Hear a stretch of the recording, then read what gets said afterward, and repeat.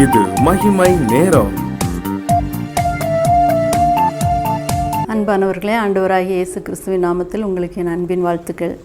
மகிமை டிவி நேயர்களே, நாம் இந்த ஓசியா தீர்க்கதரிசியின் மூலமாக அநேக காரியங்களை தியானித்து கொண்டிருக்கிறோம். நம்முடைய ஆவிக்குரிய நிலைமை என்ன, நம்முடைய வாழ்க்கையில் காணப்படுகிற சீர்கேடுகள் என்ன, நம்முடைய வாழ்க்கையிலே நாம் களைய வேண்டிய காரியங்கள் என்ன என்று தியானித்தோம்.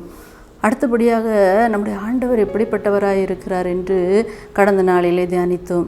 இந்த நாளிலே நாம் ஆண்டவர் அண்டை திரும்பும்போது நம்முடைய ஆவிக்குரிய வாழ்க்கையிலே நாம் மறுமலர்ச்சி அடைவதற்கு நாம் நம்முடைய பாவங்களை அறிக்கையிட்டு மனம் திரும்பி ஆண்டவரிடத்தில் திரும்பும்போது ஆண்டவர் கொடுக்கிற ஆசீர்வாதங்களை ஓசியா தீர்க்கதரிசி நமக்கு அழகாக எடுத்து கொடுக்கிறார். ஆசீர்வாதம் என்ற உடனே நாம் உலக பிரகாரமான பொருட்கள் காரியங்கள் மேல்தான் கண்ணு செல்லுகிறது. ஆனால் இங்கே ஆண்டவர் சொல்லுகிறார், ஓசியா தீர்க்கதரிசி புத்தகத்திலே ஓசியா 14:2 இவ்வாறு சொல்லுகிறது, வார்த்தைகளை கொண்டு கர்த்தரிடத்தில் திரும்புங்கள், அவரை நோக்கி தேவரீர் எல்லா அக்கிரமத்தையும் நீக்கி எங்களை தயவாய் அங்கீகரித்தருளும், அப்பொழுது நாங்கள் எங்கள் உதடுகளின் காளைகளை செலுத்துவோம். முதலாவது நாம் நம்மளை அர்ப்பணிக்கும் போது, நம்மை விட்டு கொடுக்கும்போது, பாவங்களை நாம் மறைக்காமல் அறிக்கை செய்து விட்டுவிடும்போது ஆண்டவருக்கு கொடுக்கிற ஆசீர்வாதம் என்னவாம்?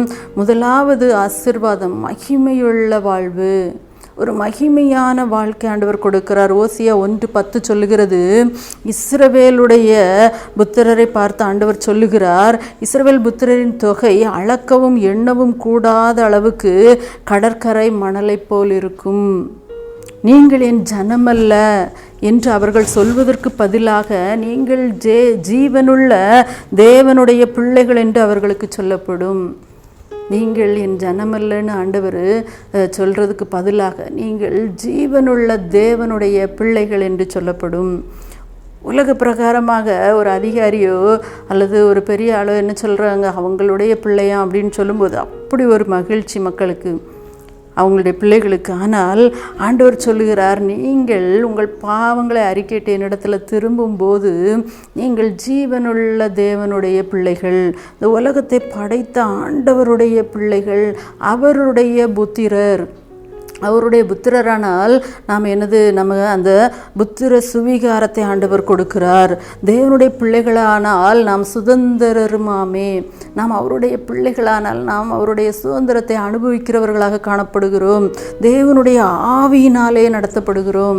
ஆண்டுடைய பிள்ளைகள் என்பதற்கு கிடைக்கிற சிலாக்கியத்தை பாருங்க, ஒரு மகிமையான ஒரு வாழ்வு, ஆண்டுடைய பிள்ளைகள் என்கிற ஒரு வாழ்வு. இந்த பிள்ளை ஆண்டுடைய பிள்ளை என்று நம்மை பார்த்து சாட்சியிடுகிறார்களா? இரண்டாவது, நம்முடைய ஆண்டவரிடத்தில் நம்ம திரும்பும்போது, நம்முடைய ஆவிக்குரிய வாழ்க்கையில் காணப்படுகிற சீர்கேடுகளை விட்டு திரும்பும்போது ஆண்டவர் நமக்கு கொடுக்கிற இரண்டாவது ஆசீர்வாதம் நம்பிக்கையின் வாழ்வு, ஒரு நம்பிக்கையின் வாழ்வு. இந்த உலகத்தில் ஒரு காரியத்தை திரும்ப திரும்ப தவறு பண்ணிக்கொண்டே இருக்கும்போது நம்ம ஒரு கடத்துக்கு மேலே சொல்லுவோம், இனி அவங்க ஏற்றுக்கொள்கிறதுக்கு வாய்ப்பே இல்லை, அல்லது அவங்க நம்மளை அக்செப்ட் பண்ணுறதுக்கு வாய்ப்பே இல்லை அப்படின்னு சொல்லலாம்.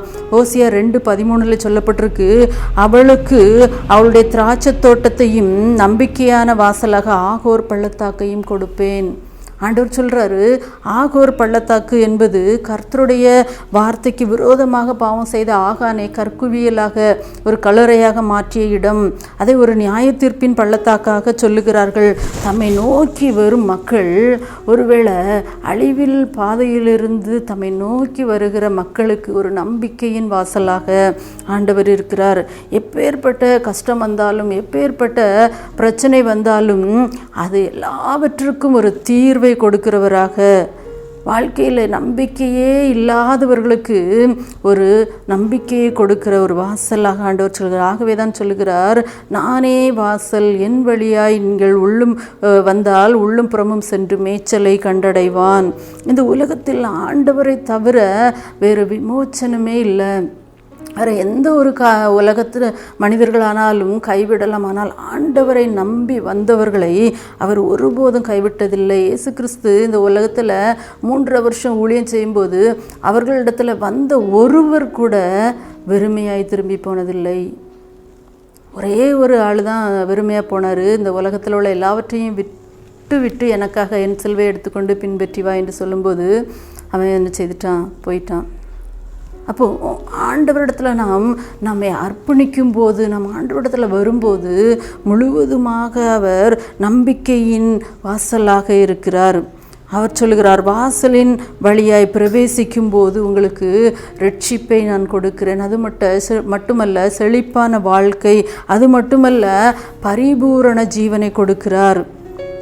ஆண்டவர் நம்முடைய இருதய கதவுகளை தட்டி கொண்டே இருக்கிறார். இதோ வாசல் என்று கதவை தட்டுகிறேன், ஒருவன் சத்தத்தை கேட்டு கதவை திறந்தால் நான் உள்ளே வந்து அவனோடு போஜனம் பண்ணுவேன், அவனோடு வாசம் பண்ணுவேன் என்று ஆண்டவர் சொல்லுகிறார். அடுத்ததாக ஆண்டவரண்டை திரும்பும்போது, நான் மனம் திரும்பி ஆண்டவரிடத்தில் வரும்போது ஆண்டவர் கொடுக்குற ஆசீர்வாதம் என்ன? மனம் வீசும் வாழ்வு. முதலாவது சொன்னேன் மகிமையான வாழ்வு, ரெண்டாவது நம்பிக்கையான வாழ்வு, இப்போது ஆண்டவர் நமக்கு கொடுக்குற ஆசீர்வாதம் மனம் வீசும் வாழ்வு. அதான் ஓசியா 14:6 இவ்வாறு சொல்லுகிறது, அவன் கிளைகள் ஓங்கி படரும், அவன் அலங்காரம் ஒலிவ மரத்தின் அலங்காரத்தை போலவும், அவன் வாசனை லீபனனுடைய வாசனை போலவும் இருக்கும். ஒரு செழிப்பான வாழ்வு, ஒரு மனம் வீசும் வாழ்வு. செழிப்பு தன்னுடைய வாழ்க்கைக்கு அது உதவுகிறது, அதே நேரத்தில் ஒரு மனம் வீசும் வாழ்வு பிறருடைய வாழ்க்கைக்கு யூஸ்ஃபுல்லாக, பயனுள்ள வாழ்வாக அதை ஆண்டவர் கொடுக்கிறார். ஆகவே தான் ஆவியின் கனிகளாகிய அந்த வாசனை வீசும் கனிகளை நாம் கொடுக்கும்படியாக அழைக்கிறார். சாது சுந்தர் சிங் அவருடைய வாழ்க்கையில் பார்க்கிறோம், அவர் சென்ற இடமெல்லாம் ஆண்டவருடைய அன்பை ருசித்தவர்களை நாம் பார்க்கிறோம். நம்முடைய பகுதியிலையும் எலைசா கால்டுவெல் அம்மையாருடைய ஐயாவுடைய மனைவி வந்தபோது அந்த பகுதியில், நம்மளுடைய பகுதியில் இருந்த ஏராளமான ஜனங்களுக்கு அவர்களுடைய மனம் வீசும் ஒரு வாழ்க்கையை கொடுத்ததாக நாம் பார்க்கிறோம். அவளுடைய ஆவிக்குரிய வாழ்க்கையிலும் உலக பிரகாரமான வாழ்க்கையிலும் சரீரத்திலும் ஒரு மாற்றத்தை ஏற்படுத்தினதை நாம் பார்க்கிறோம். மிஷினரிகள் வந்து நம்முடைய பகுதிகளில் நாம் காடுகளிலே அலைந்து திரிந்த நம்மை ஒரு மனிதனாக மாற்றி நமக்கு அலங்காரத்தை கொடுத்து, நமக்கு ஞானத்தை, கல்வியை கொடுத்து நம்மை மனம் வீச செய்திருக்கிறதை நாம் பார்க்கிறோம். ஆம், இந்த நாளிலே நாம் பார்க்கிறோம், லீபனோனில் உள்ள பனையை போல ஒரு செழிப்பான வாழ்வை ஆண்டவர் கொடுக்கிறார். ஒரு அழியாத ஒரு நம்பிக்கை பெறக்கூடிய, ஒரு அழியாத ஒரு நம்பிக்கையை கொடுக்கக்கூடிய ஒரு வாழ்க்கையை ஆண்டவர் கொடுக்கிறார். ஒரு நம்பிக்கையற்றவர்களையும் வழிநடத்தக்கூடிய பொறுப்பை ஆண்டவர் நமக்கு கொடுக்கிறார். ஒரு அலங்காரமான வாழ்வு. ஆகவே தான் சொல்லப்பட்டிருக்கிறது, உன்னுடைய பிள்ளைகள் சித்திரந்தீர்க்கப்பட்ட அரண்மனை மூளைக்கற்களைப் போல இருப்பார்கள். ஜெபிப்போமா? எங்களை நேசிக்கிற நல்ல ஆண்டவரே, உம்மை துதிக்கிறோம்ப்பா, ஸ்தோத்தரிக்கிறோம். இந்த நாளிலே அப்பா ஆண்டவரே, உம்மண்டை திரும்பி வருகிற எங்களுக்கு ஆண்டவரே, எங்களுடைய அக்கிரமங்கள், பாவங்கள் எல்லாவற்றையும் ஆண்டவரே அறிக்கையிட்டு உம்முடைய சமூகத்தில் வருகிற எங்களுக்கு மகிமையான வாழ்க்கையை நீங்கள் கொடுக்குறீங்கப்பா, அதற்காக நன்றி சொல்லுகிறோம். ஆண்டவரே, இந்த நாளிலே ஆண்டவரே எங்களுக்கு நம்பிக்கையான ஒரு வாழ்க்கையை கொடுக்குறீங்கப்பா, அதற்காக நன்றி சொல்லுகிறோம். ஆண்டவரே, எங்களுக்கு நீங்கள் ஆண்டவரே மனம் வீசக்கூடிய ஒரு வாழ்வை கொடுக்குறீங்கப்பா, அதற்காக நன்றி சொல்லுகிறோம்ப்பா. இந்த உலகத்தில் இப்படிப்பட்ட பேராசீர்வாதங்களை பெற்று சுகித்திருக்கும்படியான கிருபைகளை தாங்க. மீட்பர் இயேசுவின் மூலம் தாழ்மையோடு கேட்கிறோம் நல்ல பிதாவே, ஆமேன்.